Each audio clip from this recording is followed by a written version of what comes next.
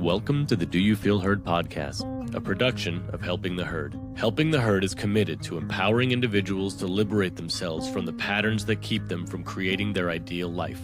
If you like this podcast, visit helpingtheherd.com to find resources and personalized coaching to empower you to be your best self. Good morning, everybody. Welcome to our weekly podcast. And want to jump in and just ask if anybody had anything going on this weekend, any experiences that they feel like talking about this morning.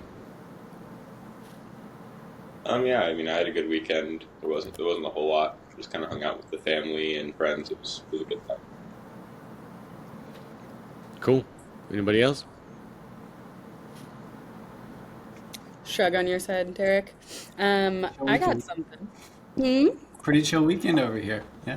All right. Well, my weekend was so not chill. But it was great. It was just not chill. It was like a lot going on this weekend.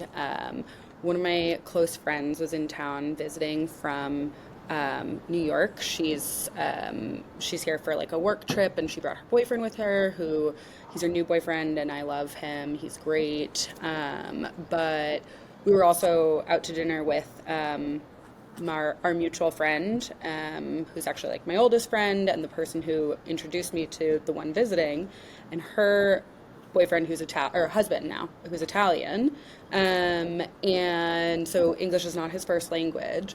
And we were sitting at the dinner table, and like it was like hungry hippos when it came to talking. It was just like somebody would start talking, and then someone would sort of like jump in on it and like pick stuff up, and it was really hard to like we couldn't really stay in one place, which was interesting. And also, I think it kind of excluded the one whose first language wasn't English. And so it was a bit harder to like get him in the conversation, because once he might start talking, and we were sort of like immediately like vultures just jumped on it and, went in other directions. And this was like kind of how most of the weekend went. So it was a lot of chaos. It was a lot of like big high energy, and there was even a moment where I actually like kind of slapped my partner on the leg from under the table to basically be like, stop talking, like, or stop interrupting, like let them finish what they were saying, because I felt like a lot. So I was thinking maybe we could talk a little bit about like how to listen better, because I was trying this weekend to do it myself. It's like something I noticed that is really quite hard to do is actually listen. There's, you want to engage with people, and, you want to relate to them, and it's so easy for us to interrupt or be distracted or whatever. And, given the nature of our work, I thought this might be a really good place to start today, is listening. What do you think? I think it's great. Yeah, thanks for sharing about your experience and bringing that topic forward. I think there's all sorts of different examples where we might be more focused on how we're going to respond to what's being said rather than really absorbing and acknowledging what's been said.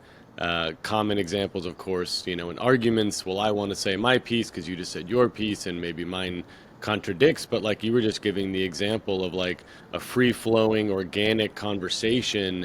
There is like, okay, you share something, now I'm going to add on to that, and you're going to add on to that, but there's not maybe a lot of reflecting or other active listening techniques being employed, which can in some cases negatively impact that conversation. So I think that's a great topic. Yeah. For me, I think like, yes, in most conversation with friends, it's totally fine to be going off everywhere, but I also recognize that like I am an interrupter. My family is just a family of interrupters, and you just have to be quick to speak and loud to speak to be heard, sort of thing.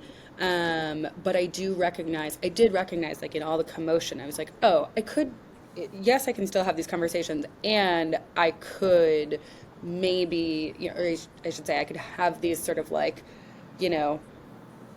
going off in different directions conversations, but I also could improve my listening skills here, which of course I will also be helpful in any conflict or work situation or something maybe a bit more professional or whatever, to be able to take that step back and just like really listen rather than hear, you know?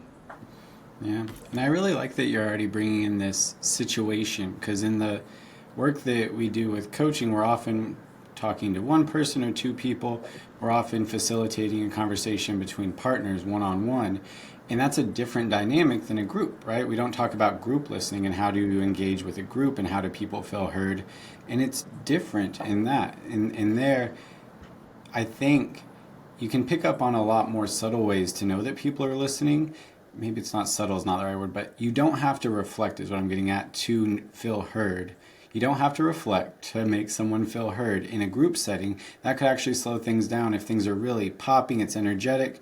It's the excitement that you come in with and the way in which what you say leads off of what they said that makes them feel heard. We often talk about the reflecting part, and it's really important. And it's situational too. So it's like, what are these other ways in which someone knows? Is it your body language while you were listening? Is it the excitement in which you say something that does add on and you connect it to what they said instead of just saying your own thing that might not have connected at all? That then they might not feel heard if you just say your own thing that you were thinking of, obviously, for the last 5 minutes. But if you tie it in, even without reflecting, say, oh, yeah, I remember an experience just like that. And I totally hear what you're saying. And then go into your thing. Maybe it helps them to know that you are actually listening. So I already like that we're talking about a group here. I think just like any skill, you put it into different areas. You put listening into different areas, you're going to get stronger at it. The same way if you just practice something in only one setting, you're probably going to have some weak spots. Yeah, I really like that you were saying how reflection in more of a group setting where there's an organic, flowing, give and take conversation, reflecting might actually slow down the conversation and hinder your ability to move through that. And it reminded me, I don't know if you guys had this in school, but often there would be like, well, whenever you answer your questions, you need to rephrase the question in your answer so that way you're speaking to it. Or like, what year did da da da? Well, the year that da da da da. Like, you know what I mean? And so like using that in your communication, you are reflecting because you're speaking specifically to what they said, but you're also using it in a way to segue to what you're wanting to talk about. So you're validating their share while adding yours. Or if you are going to redirect, kind of speaking to that, like, well, you're talking about this, which made me think of this. And so that way they understand how you're getting to that other place so they still feel heard in what they shared. Does anybody have any other thoughts about ways besides reflecting that we can demonstrate active listening? Yeah, I think body language is a big one too. Well, first to go off of what you said, I that a reference to the school activity is actually a really good point. Like, it's almost like a half reflection. Like it shows that you were listening, you know what they're talking about, and because of that same topic, I'm going to share this now. It's like an affirming reflection, but it works in a group setting because you don't have to do the whole thing that would slow down the conversation. And then yeah, like body language, like I think eye contact, like your posture, just like being present, not like like your eyes wandering around and like fidgeting and things like that. Also contribute to active listening too, because you can kind of tell if someone's not in the conversation. Like I know someone who, not to put this person down, but when they're talking to someone, they're more talking at the person. Like the speech percentage is normally like 95% this person talking and 5% the other person. And usually at some point the listener checks out of the conversation because there's no space to, reflect or contribute. So even if they're trying to actively listen, it's almost impossible to, get a chance to speak. So you can tell by the body language when someone's not listening, like they're just out of the conversation. Their energy is not in the conversation anymore. Yeah, that's a great point. That's a great point about, there's a great point about the percentage, right? If one person's talking 95% and the other person's talking 5, that's less of a conversation because a conversation is give and take. And that's more of a lecture, right? I'm just going to listen to you go on about this thing. I'm going to have a limited amount of capacity for that unless we have explained that's what we're doing up front. Hey, I'm going to talk for 10 minutes and you're going to listen to everything that I'm going to talk about. then I can agree to that. But if I'm going in thinking it's a conversation and all you're doing is talking and not leaving me space to also be involved, it makes sense that you would lose patience and capacity for that. So that's a great example. Sorry, Nicole, for cutting you off. Go ahead.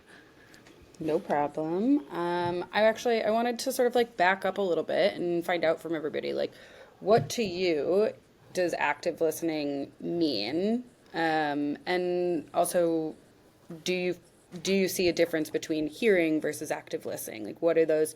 Are you hearing somebody or are you listening to somebody? And so, yeah. Yeah, great prompt.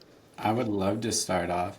My first Helping the Herd blog post it really is kind of tongue in cheek the way I went so far into the process of hearing. I had a little gif of like how sound works in the ear and the cochlea and how the hairs move and everything to do with that to help really to differentiate hearing and listening, because hearing's very, very complex and we're doing it all the time, and it's very fascinating, but it's so different than listening. And so I really like juxtaposing those. We're hearing all the time with our ears. That's a physiological, scientifically, describable process. Listening becomes a lot more psychological and an inner process that you have to have some awareness to even like begin to think about. And that's where I like to start off with mindfulness, just being the first one. I say it all the time. I don't talk people's ear off about it, but it's kind of the thing that I think about a lot and that I practice a lot. And for me, it's the root of everything. It's just, how do I know if I'm lost in thought or if I'm listening? That's mindfulness. That's awareness to the present moment and noticing what's going on. And it's so easy to get lost in thought and just be up in your own head and not realizing you're not listening. It's not even being a bad person or a bad friend. It's just the nature of our mind, and we have thoughts and they can be sticky. So for me, some kind of a mindfulness practice outside of the conversation that you then bring into it is really important to just show up. That's for me what mindfulness is about, showing up, being present. And I think that's where it starts. If you don't have any mechanism or practice in directing your attention, which we all do by being a human, but being more intentional with it, let's say, then you can really notice things come up. Like right now, I have a kitten chewing on my foot, and I'm noting that, but I'm also actively listening to you guys while this cute kitten is just attacking my foot. And it's okay. It's okay. He's chilling down a little bit. Thank you. But that's something that I can process, and then, if it becomes too distracting, I might do something about it. But it's something that you can hone. And so I think that's the first step, is just being aware of yourself. And that does kind of go away in group settings sometimes again, but in a positive way that we can all tune into. And that's where we almost have like a sonar for when people are really listening. I really feel that. When people are tuned in, whether that's from body language, like Dawson said, which I think it is a lot of the time, but I think there's something even beyond that, where we're processing in a way where we kind of know when someone's shifty eyes or otherwise, not paying attention. And yeah, so I'd like to start with mindfulness. Just we have to do it internally first before even thinking about how we outwardly present. Yeah, and so what I'm hearing from you though is like attention, true focused attention on something, dedicated mind space, and yeah, heart space even too. That's what I'm hearing from you, is that that's what listening is versus hearing, which is more just like the actual, there is sound, you are hearing it, but are you registering it? Are you really holding space for it, right? Processing it, interacting with it. Absolutely. That's a good way of putting it. I like that, Nicole. Yeah. It's just having that awareness that you notice when your mind's split, and you notice whenever you are actively engaging with something that's coming at you, or if it's passively maybe going through. And that's that example we all know of. We've said, you're not even listening, and then someone repeats back word for word what you said. They clearly kind of rewind the tape in their head and they repeat it, but they weren't actively there. That's why you asked them. You knew they weren't listening, and they were hearing, but they weren't listening. Dawson, you had something you were about to chime in a second ago. What do you? Yeah. For me, like I'll just like kind of simply to me, I'll say the difference between just listening to someone, where you're just kind of just taking in what they're saying and hearing it, versus actively listening is listening with the intention of understanding what they're saying. Like, for example, like sometimes I'll be at work and I'll be doing something and someone's talking to me about a story that happened over the weekend. I could recite, like you said, Derek, I could recite what they said. I could tell you what they're talking about. Like I heard the words, but to actively listen means I want to understand what happened, like from their point of view, almost like my goal is to stay grounded in the conversation and like, yeah, just fully understand them. To me, that's kind of the difference. Like, and I think that reflection plays a huge part in that. Like we've said, in one-on-one, it's a lot easier to do reflections. Like I like doing reflections in one-on-one, like telling someone, this is what I heard you say is this, and then maybe ask like a follow-up question to really like fully understand, where they're coming from. So to me, that's the difference. Is like because I feel like in normal conversations where we're not actively listening, a lot of times what happens, I think, is someone will be telling a story. We'll hear one thing in the story that we relate to, and then we're like, okay, I got my response now. And then you almost kind of check out of the conversation. It's like, all right, once they finish, I'm going to talk about how this relates to me. And you're not really actively listening anymore. You're not kind of hearing the rest of what they're saying. Whereas if you don't like just think about what you're going to say. You actually want to understand the context of what they're saying and value that it's just as important. So that's what it means to me. Yeah, it's a great call out, and that where everybody's nodding their head as you say that, and it's such a common thing of listening to find how you're going to respond. Listening with the intention to respond versus listening with the intention of understanding what they're saying, right? I think that's a big thing that is common and something that we run into with clients and even in like my personal interactions with people. I find myself doing that too. But that awareness, like Derek was talking about, that awareness is really helpful to come back to, wait a minute, this isn't about me responding. They're talking to me. I want to hear what they're saying. And then I'll figure out my response after they're done talking. But if you're too focused on how you're going to respond, you're absolutely not going to be able to keep track of what else they're saying after that, because you're going to lose what you wanted to say, or at least you're going to be afraid of losing what you were going to say. And that'll, make it very difficult to continue listening to what they're saying. It's a great call out, Dawson. Yeah, that mindset that you come in with, that's really good. It's the intention. And if you don't set an intention, your default will just kind of auto-populate whatever that is. And for us, most of the time, that's probably going to be more of a productive, what's my response? That's kind of what it's like when you're in a lot of situations, or it can be, and it can be needed sometimes to be quickly, but not quickly responding. But not a lot of the times, and it can actually be counterproductive when we're holding on so tight to those things that we think we're going to lose. I think I found this over time, at least I feel like this is true for myself. My responses are worse whenever I, hold on to the good bits and then do it. It's much better when I let it go, and trust. It requires some faith that the important stuff will come back and morph and change.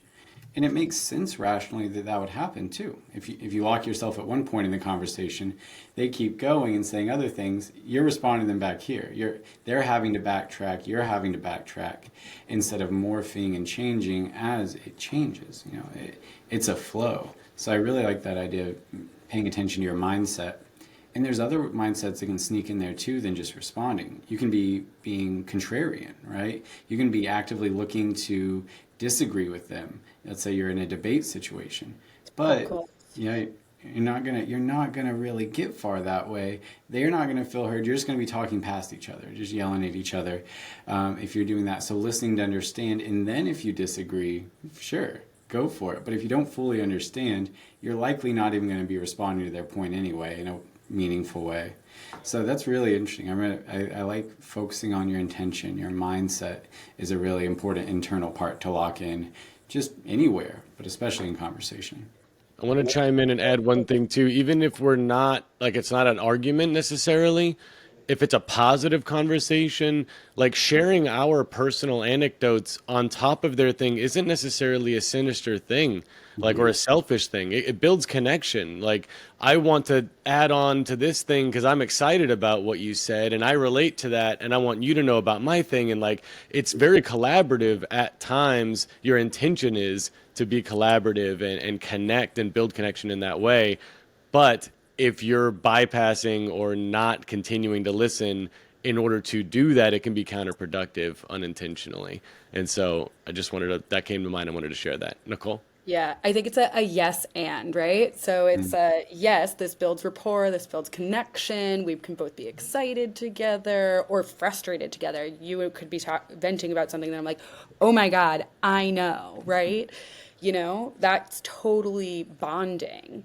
And it's also, my dad often talks about how that's very much like a female thing. My dad gets very annoyed by interrupting. And he'll talk about how, like, very often women just get build on this energy and, oh, well, I this, yes. Oh my God, same thing, me too, whatever.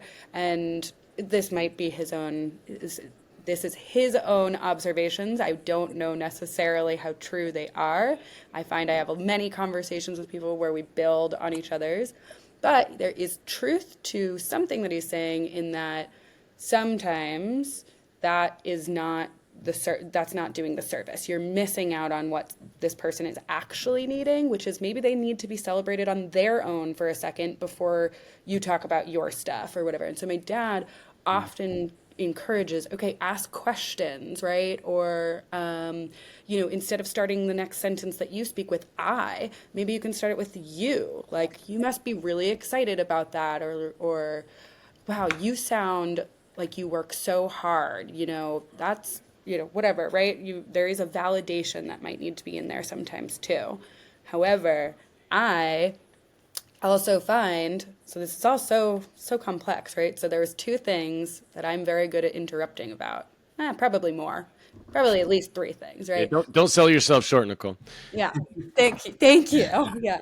One of them I just did before to you, Derek, and I will tell it in a second. But another is questions. Sometimes I get so excited and I want to know. So someone, might be telling a story and, oh, I went to this restaurant and da da da da da. And I go, oh, what restaurant did you go to? And I forget to ask they haven't finished talking. Like, yes, I can ask my questions, but hold that thought. Maybe there's something way more interesting that they're about to tell.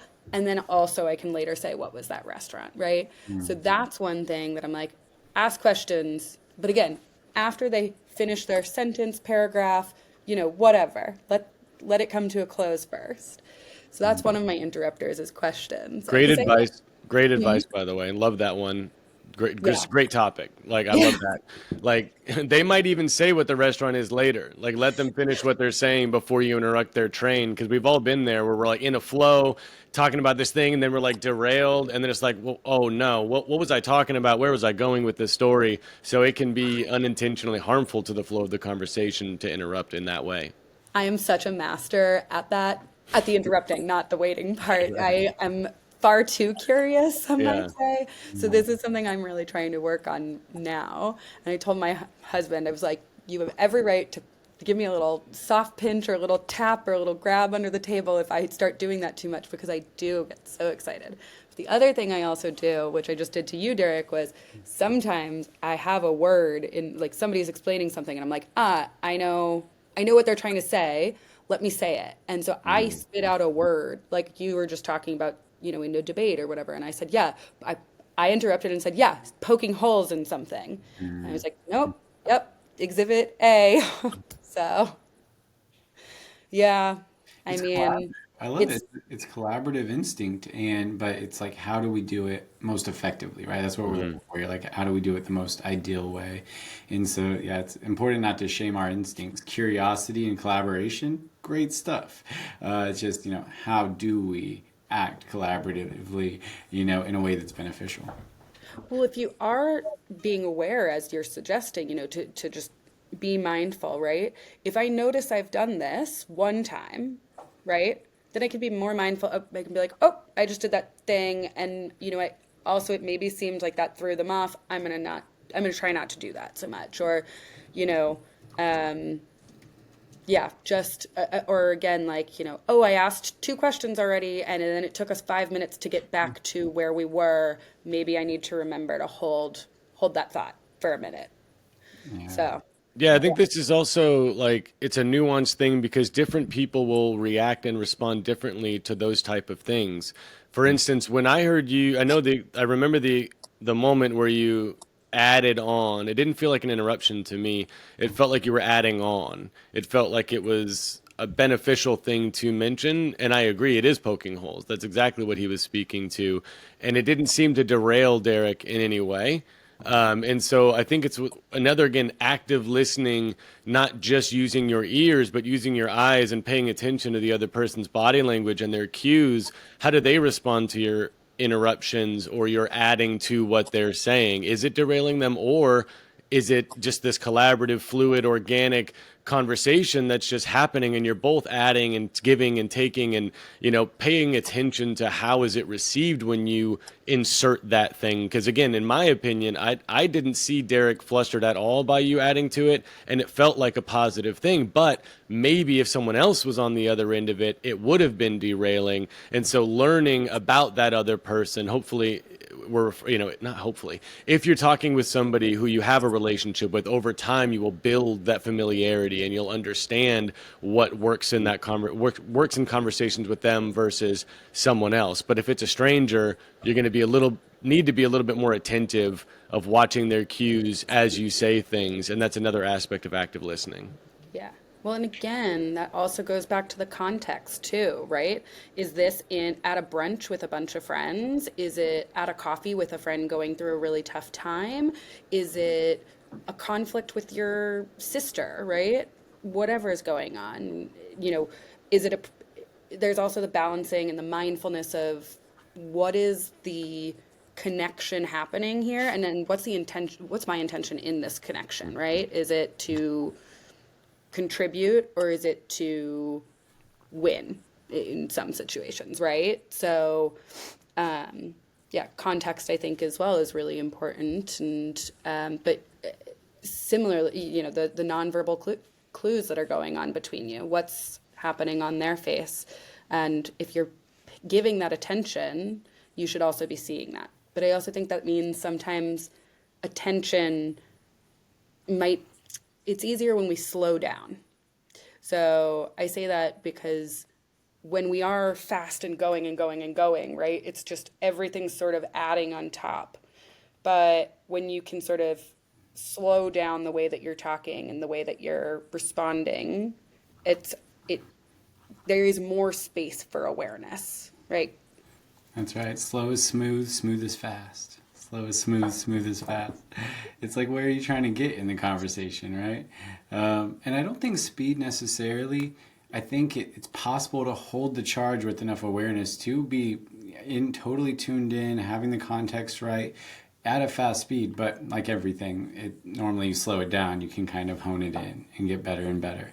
And that's the view I'm seeing with conversation here. Like, I'm seeing a tuning. I'm seeing like self-awareness being really important for tuning yourself. You're one node in the conversation. You notice that you've asked 3 questions. That's self-awareness. A lot of people can, ask 100 and not note it at all. They have no awareness that that's what they're doing because they're more outwardly focused or in their head focused, whatever it is. They don't keep track in a way. So that's one way in which the tuning really helps with where you're at. And then same with them. You're picking up those other cues. You're noticing and you're kind of calibrating yourself to the other person so that there's a flow, like 2 tuning forks, like trying to resonate together. It's like you can just change the frequency a little bit by self-awareness to you, noting the context as well around you, noting what they're doing, and eventually you vibrate together in a way if you are paying attention. And a lot of that's also timing. You know how a wave can be constructive or destructive? You call it constructive interference or destructive interference. The same wave, if it hits another wave at the right time, can build that wave, or if it's at the wrong time, they can negate each other. So something like that, the collaboration, I think that's where timing comes in so much of conversation. It's like, when's the right time for me to say this thing? And that's an art, that's a flow. And I know the way I do this the most is noting. And that's another part of my mindfulness practice is noting thoughts as thoughts. Recognizing their thoughts and then noting, oh, that was a thought.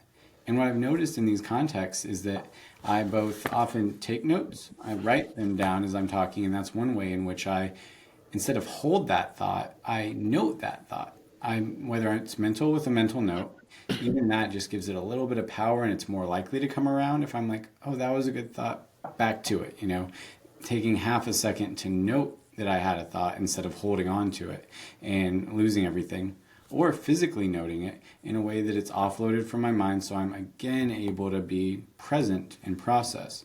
So I think it's a lot about working with ourselves and taking what we need, because when we want to respond, that can be a good thing. We don't want to stifle and be nothing. You don't want to stifle all your suppression and be like, well, I have nothing to say. I was just perfectly listening and no thoughts were generated because I am so enlightened. That's not human. That's not what it is. But we do have thoughts. We can work with those thoughts. And for me, noting is the way in which I stay more engaged in conversation, because when something's really sticky and I need to give energy to it, I note it and then I'm back. I have a question for you, Derek. Specifically on note taking mid conversation. There are times where I've been in situations where somebody goes to write something down while I'm talking to them, and I'm like, not sure. Like, are you writing something down about what I said, or did you just think of something that you didn't want to lose, or like, it can actually, in my experience, it can be negative or perceived negatively, like, oh, well, they're not paying attention to me because now they're writing something down. So I'm curious, you specifically, do you make any sort of like acknowledgments before the conversation or during the conversation of like, hey, just so you know, I like to take notes sometimes. I want to really make sure that I hear you. And so if I'm writing things down, like that's what's going on? Or do you just trust that they know why you're writing things down? Like, obviously with like professional, right? When you're in session with a client, you're probably going to make that, disclosure of, hey, this is my process, just so you know. But what about like in personal relationships, personal interactions, or something outside of sessions with clients? Do you make any sort of disclosure about your note-taking process? Yeah, great question. I could just be over here like working on my grocery list, and you all would think I'm just like, Or doodling? yeah, I don't know what you're doing on that piece of paper. yeah. He feels like, man, he's really. I must be saying some good stuff. It's just a grocery list. No, depends on the situation. So I take it case by case. I feel like I can normally fill out when someone is um, comfortable, or maybe comfortable with there being a journal out and stuff going on. Let's say I'm talking to a therapist, maybe I might not I'm having lunch with this happened last week. I was having lunch with a friend I have who's a therapist, and I just felt like they would kind of get it already. I'm processing, we're having a good connection. They're probably kind of used to that as part of their practice, so I don't think I said anything at all. If it's someone I know less well, I definitely would probably acknowledge it right at the definitely probably. It shows the no certainty here. We got to stay curious, no absolutes. I would very likely mention, oh yeah, I take notes, by the way. It's just part of my process right at the start. I think having a journal out, which I often take journals to lunches and stuff with me, I think just having it out already seeds that visually, though. So I think it becomes less weird whenever there's already one on the table. Someone can kind of figure out what's going to go on, maybe.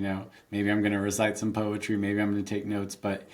And that's where the clue, the context in your body image and body language, your body language comes through. Is where if I'm noting it and I'm still making eye contact and nodding and like say something, they probably get it pretty quickly that it's around that. And if I look engaged versus, if I stopped paying attention at all, and then, that might mess up their flow. So I do think it's a subtle art thing, but definitely worth acknowledging up front just to get anything out of the way, because you can never know where someone else is coming from. So most of the time, I'd say a gentle, not making a big deal out of it, acknowledgement. Yeah, I think especially if you're in conflict, I recommend either not note taking or getting consent from them, like having a very clear conversation. Because if we're in conflict and you stop to write something down, I'm like, oh great, now you've got your response, you know what you're gonna say. Now are you really still listening, right? Like you've left this conversation to go down there, I might feel less heard. And so making sure that you're on the same page with that person, that that's your process and that's your effort to really be present and listen and not get stuck and hung up on that thing that you want to respond to, making sure you give that disclaimer if it's something tense. If it's like somebody sharing about a really traumatic thing in their life, that's not, let's hope that there's some sort of conversation before you take your eyes down and start writing something down. Having that disclosure, I think, is really important in those situations. Nicole, you had something. I do, yeah. So I have like two counterpoints to you, Ian. Okay. So the first one is there are some situations in which I think that that can be really helpful. Now, even in a conflict. So for an example from my own personal life, I one time was in conflict with a family member, and they brought up something from the past, and then something else, and I was like, okay, wait, hang on, like if this is something we want to talk about, we can do that, but let's not go down that path right now. Let's stay where we are, right? So I actually said, I'm going to grab out a pen. I'm going to write this down, and we can come back to these. I'd like to come back to those, and then, but let's stay with where we are. And so that actually was like surprisingly pretty helpful. And when it got back to some of the things that had come up that I had written down, some of them it was like, oh, I actually just we don't really need to go down that. It was just like I was feeling frustrated and I wanted to throw something back on you. And it was like, okay, but like if this is something that you'd like to talk about now or later, or at the very least, I'm now aware of this, right? So that was really helpful. Some of them we did talk about. Now, the other thing is also when somebody is going through a lot, and maybe it's a conflict, maybe it's something big in their lives, and there's a lot happening that they're telling you about, it actually could be helpful to not necessarily say, I'm going to take notes, but to have them pause at certain bits and say, like, wait, I just want to make sure I'm understanding this all correctly. So before we go on, and then reflecting back to them, right? So while it would be an interruption, it's not necessarily note taking in that case. Yeah, those are great examples. And I think both of them are examples of that disclosure, Right. right? Of letting them know this is something I'm going to do. So they're not guessing. Again, love that. No guessing. That's one of our tenets. But like, we don't want them to be wondering what we're doing because that can derail them. That can create, undesirable feelings in them based off of not knowing what's going on. And so I love both of those examples of disclosure. And I think they're great examples of what you could do to better listen and not get stuck in what we're talking about, which is like, how do I want to respond to this thing. So Right. yeah, great examples. And Yeah. it's super important to set expectations. And I think that's what disclosure is. So whether you're talking with a friend and they're telling you about, some nice dinner they had out, and you're like, oh my gosh, keep talking. I'm just going to text myself the name of this restaurant that you're telling me about right now. Something like that, right? I think it would be incredibly rude though if somebody did pick up their phone and just start texting, right? And I think that's exactly like that is active listening, right? Is giving your full attention. So if you're not going to give your full attention, but it is still in in relation to what you're talking about, give that disclosure. But otherwise, it's that full attention. Don't have your phone, don't be looking at your phone. Show the engagement through facial expressions, right? Reflect and paraphrase when necessary, or ask questions to clarify when necessary, and avoid interruptions as much as possible. In this case, we're saying like there is an exception for the interruption to give them that disclosure, right? And more than disclosure, I think I would expand it to consent. You mentioned that, Ian, and I think you can take either tact depending on the situation.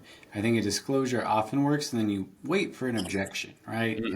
I think that's fair in a lot of situations. Hey, I'm going to take notes. That's how I process. If they are like, I'm really uncomfortable with that, don't do that.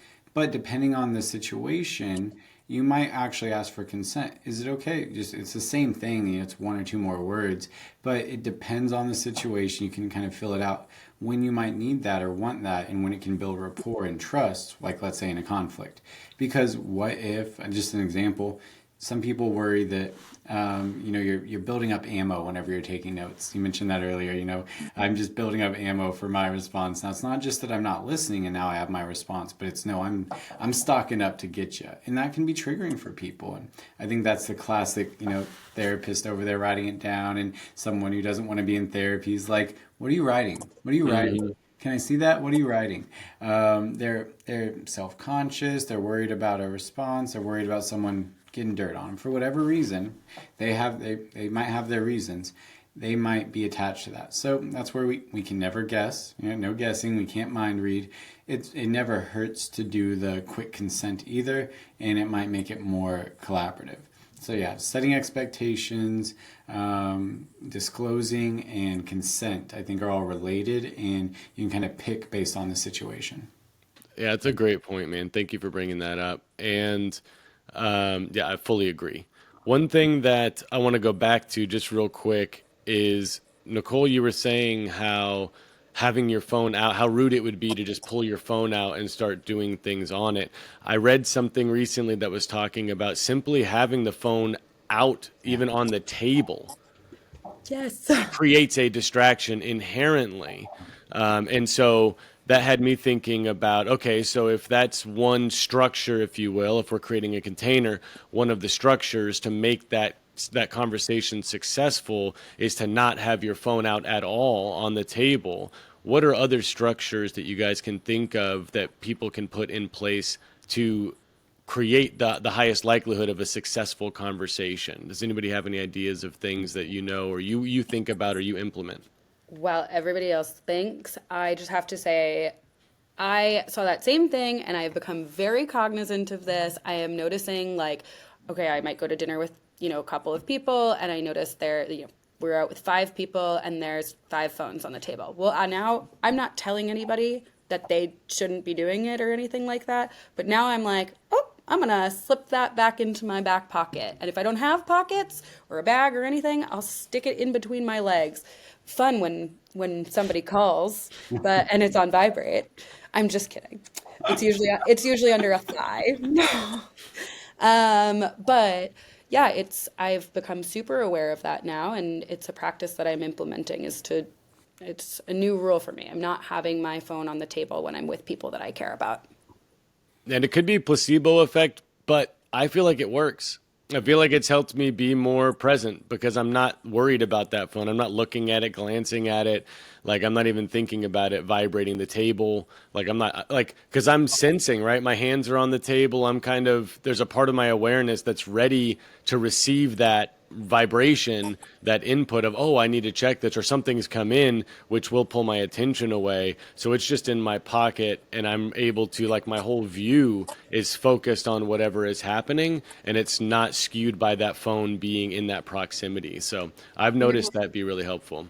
I do think that that's very real. I mean, I had brunch with several friends, this weekend with this whole big group and everything. Well, 6 of us anyways. And I had my phone, under my thigh during that. And then I went to a book club with other people, which was more casual and whatever. And I had my phone out. It was like I was sitting on the floor. I like to sit on the floor. I was offered a chair. I just declined it. I don't know why I felt that was important to tell you, but I was sitting on the floor, and on the floor next to me was my phone. And at first it was face down, and then at some point I turned it face up while other people were talking, and I felt guilty. I was like, oh, I'm being kind of rude right now. And then I put it down. And then later I picked it up again, and I found myself on like Instagram while I checked out of a different conversation. And then I put it down when I realized. And then I think by the end of it, I kind of left feeling a little bit like I might have been a bit of a jerk. I actually didn't notice if other people went on their phones, but I was aware about it for myself. And I was like, oh, I don't like that so much. So, good solution, just put that in the back pocket, you know? Do it like I would a dinner table. Yeah, or further away if you can, because or do not disturb, whatever gives you that break from it. And also, I know that study. Thanks for the reminder. I heard that years ago, and it's something that I try to be really aware of at tables. Already a table is somewhat small anyway. You don't want to clutter it up with phones, and there's hands and germs on it. So there's other reasons. But thanks for the reminder. I had this on the desk. Boom. I'm better now. I'm more present. I feel much better. You're Everybody starts throwing all of their distracting things away from their area. Honestly, I just needed that to distract the cat anyway, so he stops eating my feet. So it's double, do things for multiple purposes.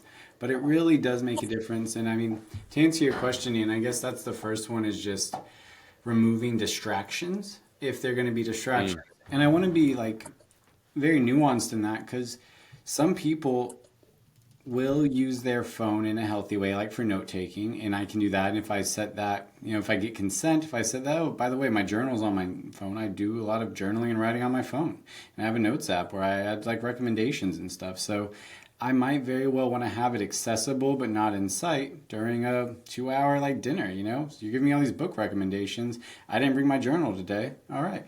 So consenting, removing the distractions, or placing some boundaries, either for yourself or in the space between you two, or however many people you're with. Maybe better is when it's there, but at least a good place to start is with yourself. Oh yeah, I'm not going to check Instagram. What's my mindset? I want to be engaged, and I'm hoping to learn, or I'm hoping to connect, or there was this thing I really wanted to ask them about. Coming in with the mindset, removing distractions, having some kind of container. We talk about containers a lot in this work, and it's helped me to understand that that everything's a container, whether you realize it or not. And some are more porous than others, some are more tight, and if we're not aware that we're in a container, a context, a setting that is affecting us, then we're going to have a harder time tuning. We're going to have a harder time calibrating for what we hope this thing is actually going to be. So I would start with context and getting your area and your inner area and your outer area right to have a good active listening conversation. Dawson, Nicole, you have any other structures coming to mind of things that maybe you are mindful of when you're in a conversation of how to ensure the most success in that conversation? Yeah, I think you guys have mainly hit the main ones that I thought of. Derek, like what you said, having an inner and outer environment that's just, makes it easiest to focus on the conversation at hand.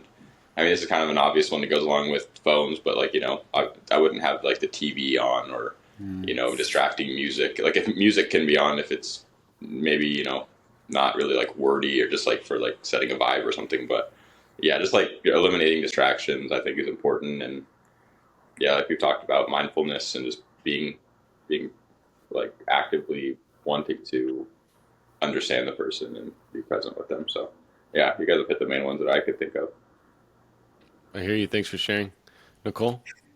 I don't know why, but when you were talking about the music, Dawson, and turning it down or turning it off or turning it down, I don't know why, but it reminded me of, are you guys ever in the car sometimes and then you turn down the music so you can see better or something? I don't know why that came into my brain, but it really did. And I also feel that way sometimes with a conversation. And so I might go in to have a conversation with my partner in the kitchen, and he listens to music while he's cooking.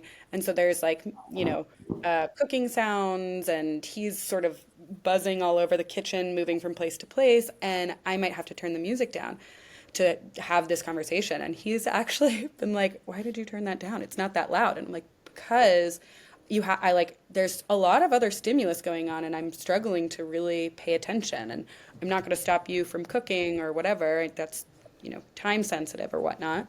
But then actually there are also other times where maybe he's chopping something, or I don't know, he's maybe we're having a conversation and something else is happening, and I'm like, hey, this is actually, could I get your undivided attention right now? I need to really feel like I'm being listened to. And so, yeah, I don't know why. Anyways, but I think it, that you can also create the structure by asking for the structure that you want. I think that's where I was going with it. Is like sometimes it's that maybe you are the one talking and you want somebody to listen, and they're just not. They're jumping in with ideas, or they're jumping in with too many questions, or their own experiences or whatever, but you really need someone. And so I think sometimes you can create the structure by just saying like, hey, I could you give me your undivided attention right now? Or like, do you mind if we sort of like focus on me for the 10 minutes? And Ian, this is what you had said before, is like you both, maybe you come to an agreement of you talk for 10 minutes, you talk for 10 minutes or something. So, I mean, creating structure with your words, again, setting that expectation or asking for consent. So, yeah, but did you have something in mind, Ian? Yeah, I mean, I had a few, but I want to respond to what you just shared about the consent and specific. There's a specific language I was hoping you would say, which is, are you available? Right, getting that consent. Are you available to, right? If somebody, the example you gave of somebody's cooking, they're engaged in this active thing that they're doing. They have music on because that's supportive for them to kind of get in that flow state, that zone to do what they're doing, and so making sure that you're gaining that consent. Are you available to have like an actual conversation? If so, I would like to turn that music down a little bit so I can be more present. Like getting all of those consents from that person and doing it tactfully versus not that you did this, but like versus someone coming into the kitchen and be like, well, I need to talk about this. So they turn the music down and now they're kind of imposing this thing on their partner or whoever it is. Maybe it's a family member. And that's going to create resistance and all sorts of things if that person's not in a space for that. And so very, very important to gain consent by asking questions like, are you available for this? And holding space for a no. Maybe they're not available to talk right then. They're trying to cook. They're in a zone. They're really like in a good mood, and they're not available to navigate something at that time.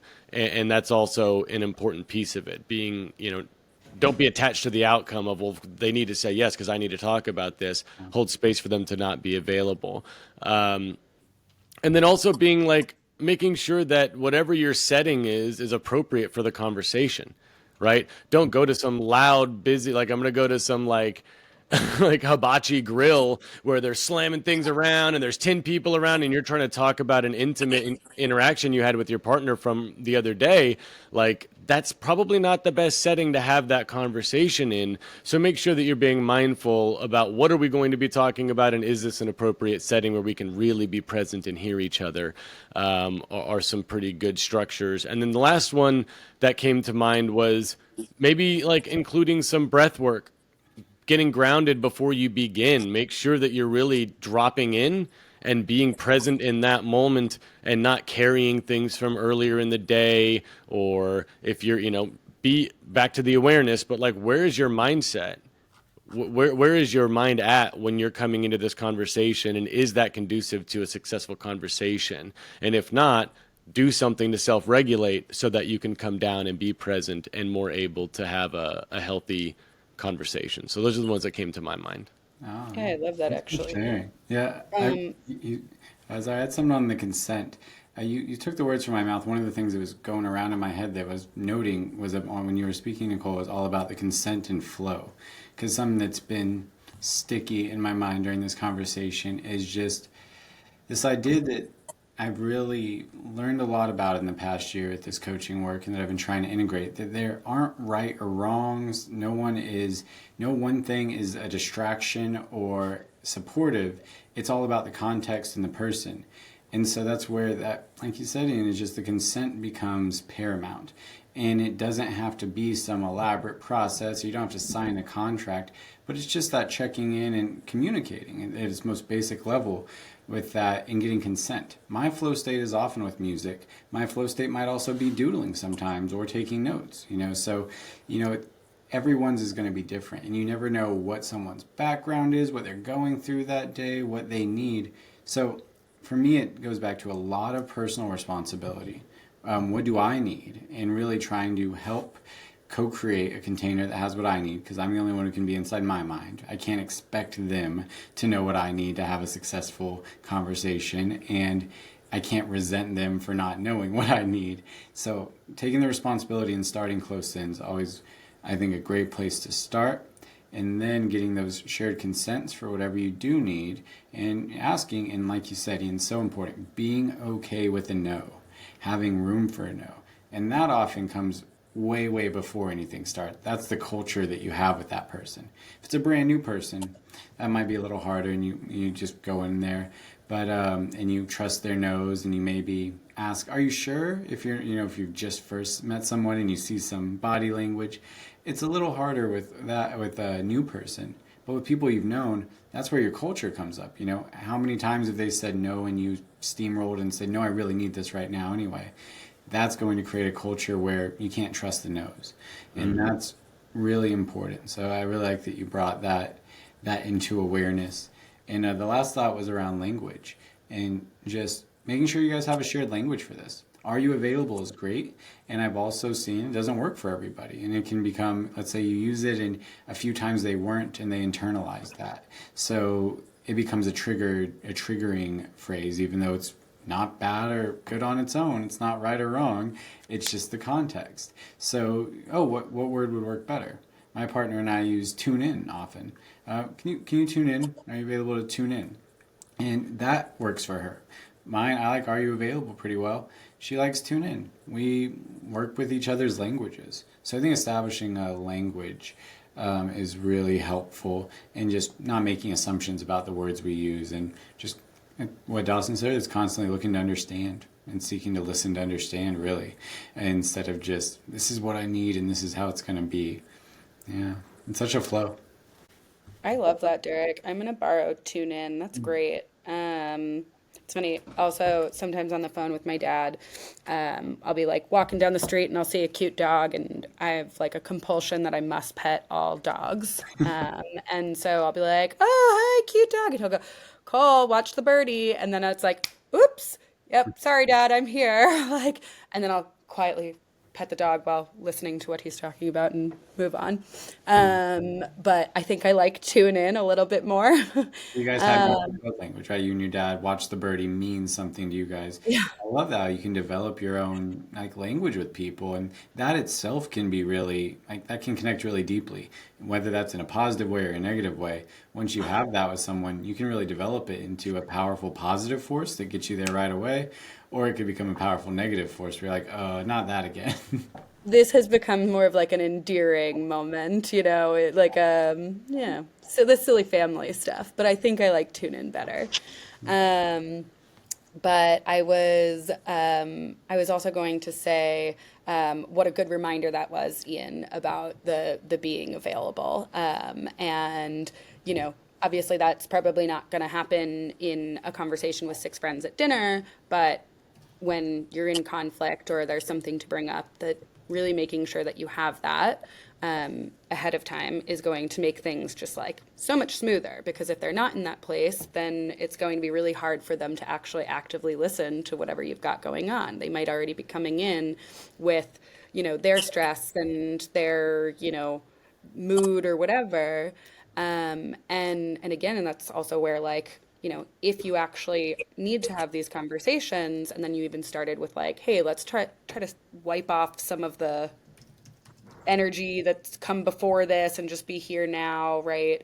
Then that can be really helpful. So I don't know if I've told any of you guys, but my husband and I have started this like nighttime routine. Maybe we don't maybe do it like every night, but quite frequently we'll do it where when we get into bed, we take, we ask if each other is available to have our little nightly pillow talk.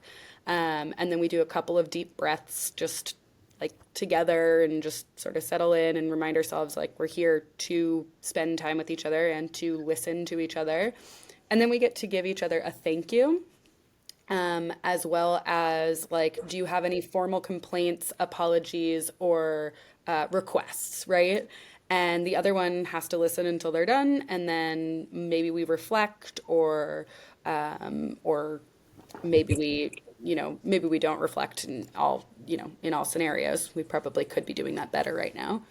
But we do, it helps us create like such a better place to say like I'm here to really listen to you, and if there's any issue, to resolve that issue, not to defend ourselves or anything like that, but to resolve it, to come back together at the end of this. And this conversation takes us, I don't know, maybe 5 minutes every night. And then we're like, okay, cool. Everything's good. Kiss. All right, go our separate ways. And by separate ways, I mean he's on his Kindle and I'm on my book. So that's kind of how we get to like close out and then have some time to ourselves. And so It's a really funny way to describe going to sleep next to each other. We go our separate ways. yeah. Well, I I know. also always lie on this side, but he's on that side of me too. So And then we part, not knowing if we shall ever return. yeah.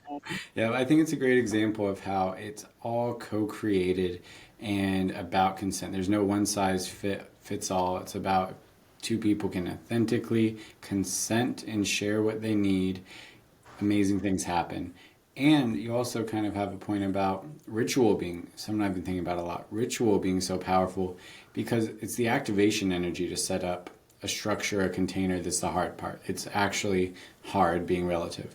But the time intensive or energy intensive part is the first time you discuss a language and figure out what works for you, or discuss, all right, what if we did this and this and then we followed it with this, and what if we did it 5 nights a week? It's that creating that takes energy. After that, it can just be an energy like source for you. It can be a source of, oh, I don't have to think right now, I don't have to decide what to do, this is what we do. And that's how I've tried to set up exercise, meditation, like make it a routine, so it's not, oh, what am I going to do every day, and figure it out. I think we can do the same thing in our relationships with code words and, a little bit of preparation ahead of time, and you get a lot of benefits from it. Yeah, I want to chime in on something. I'm glad we circled back to it because I was going to have to like go back to 3 topics ago to get to this. But specifically speaking to like finding language that works for your relationship and like kind of crafting it to work for you and what's maybe not as activating as other words, and because we all have histories with words. And the thing that I want to make sure that I speak to is specifically around are you available and using different language. Make sure that the language that you're using is impeccable. And so saying, well, can you stop what you're doing and listen to me? Can they? Sure, they're capable. But do they have the capacity for it? And do they understand what you're asking them? And even on like a subconscious level, saying, can I? Well, I mean, I can. So I guess that means I have to because they're asking me if I can. And maybe they don't have the safety or they'll feel the safety to say, well, I can, but I'm not available. Right? That's going to be harder for somebody to say to you when they know you're coming in wanting to hear from you, than if you ask them impeccably, do you have capacity for this? Are you available to stop what you're doing and have this conversation? That's a very different question than can you? Or the language that I heard you say was tune in. Well, that's not really a question or a request. That's more of a, like the words itself, tune in. I mean, that doesn't sound like a question to me. Totally, and that's the shorthand part that I'm talking about. That's how you develop those codes, between is by having one conversation one time about what tune in means. We can then pull it out without being impeccable in our speech in other areas and both refer to the same definition. Once, oh, tune in is a stand-in for are you available, and this is what it means, and I want, I'm seeing if you can give me your full attention right now, if we can discuss this. And that should always be probably revisited and checked on to make sure that you guys don't divert. It's a really good point about impeccability. But I think it goes together with this streamlining. Because I can almost hear just like a listener being like, man, this feels like a lot of work. Like, I don't know if this is worth it.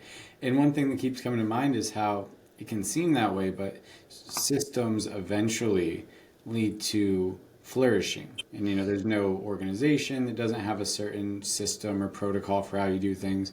There's no workout program where you don't have something that takes a little bit to learn, and then you're in the flow, and then you feel ease and better, and it's supportive. So that's all I'll say about the code word thing. Totally point taken on impeccable language being important. And we can also refine our language with different terms and meaning if we agree upon them again. Yeah, I think it's a good point too about it's a lot of work. And this is something I talk about often with clients. It's a lot of work to learn a new way to speak, right? Like you're learning our clients in these sessions are learning a new language. They're learning a new way to communicate with somebody. And that is a lot of work. But if you zoom out, there's a lot of work in speaking not impeccably because there's things that happen afterward. There's messes to clean up. There's conflict to resolve. There's hurt feelings that need to be heard and healed and repaired, and damage that's created from going the easy route that doesn't maybe feel like a lot of work to just like respond without thinking, without using impeccable language. It may be less work in the beginning, in the immediate, but over time, if you zoom out, there's a lot of work that you're still putting in after that conversation. And so which work do you want to put in? Do you want to put the work in up front to minimize damage and create safety and security? Or do you want to take the easy route now and deal with the work later when you have to clean up the damage that you've created from those communication patterns? Right. And it gets easier. It gets easier Yes. with time and practice, and you make your rhythms. Absolutely. And Derek, I totally hear what you're saying too, because like my partner and I will just say like, should we pillow talk tonight? And it's like, and if one of us is not available, we're like, I'm so tired, or like feel so sick. Can we, like, do you have anything really pressing, or can it wait, sort of thing, and like that's what we know. And we know that pillow talk is this entire, sort of protocol that we go through where we get to appreciate each other and bring anything up and actively listen and reflect and, and then connect at the end. Oh, and I forgot, the breathing at the beginning to really make sure that we're like settled and really in that. So yeah, that becomes a shorthand. And this thing that we do, I mean, it actually is like, this is the product of all of the work that we've done here that I did personally as well with my partner, was to learn how to listen without making assumptions, or how to, how to listen without making assumptions in response, how to not take things so personally, how to speak, from I statements and I places, how to reflect, how to pause a conflict, pause a conflict and be able to create some space there. All of that is what has now created a 5-minute conversation every night, or, well, again, not every night, couple nights a week. So be impeccable with my word here.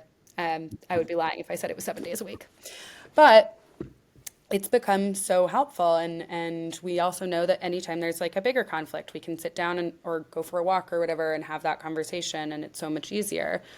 Is it always so easy and it's always perfect? No, but there's also that same reminder of this is still something that we are continuing to learn every day, and every new situation is an opportunity to learn it and to try our best and learn from the things that did not go well. Yeah, that's a great point, Nicole. It does get easier over time. It absolutely gets easier. The more you do anything, no matter what we're talking about, even juggling, Dustin, the more we do, the more we do things over time, the easier it gets, the better we get at it, right? Practice makes progress. Right. Practice makes progress. Perfect. Not perfect. Practice. Right. No, and perfection is not possible. Right. Great call out, Derek. And I just want to segue that to these podcasts. This podcast, I think, was probably the most organic and like smooth, and everybody, I felt like we were all engaged and like really present for this. And so, great job, everybody. For the sake of time, I think I want to wrap up here at this point in the podcast. But thanks everybody for your participation and showing up and making this a really just fruitful and beautiful episode. Any closing statements from anybody? Oh, next time I'd like it if you guys could juggle us off, because I would like to see your progress. Oh man, All right. Come on, Dawson. Start practicing. You got 1 week, man. practice right now. Practice makes progress. Let's see it next week. I second that. I second that one. All right. Sounds good. Awesome. All right. Thank you guys. That was great. Have a Bye, great week, guys. everybody. Bye, guys. Yeah. This has been the Do You Feel Heard podcast. If you're interested in resources that will help you move through conflict, you can go to doyoufeelheard.com, where we have tools for individuals and couples.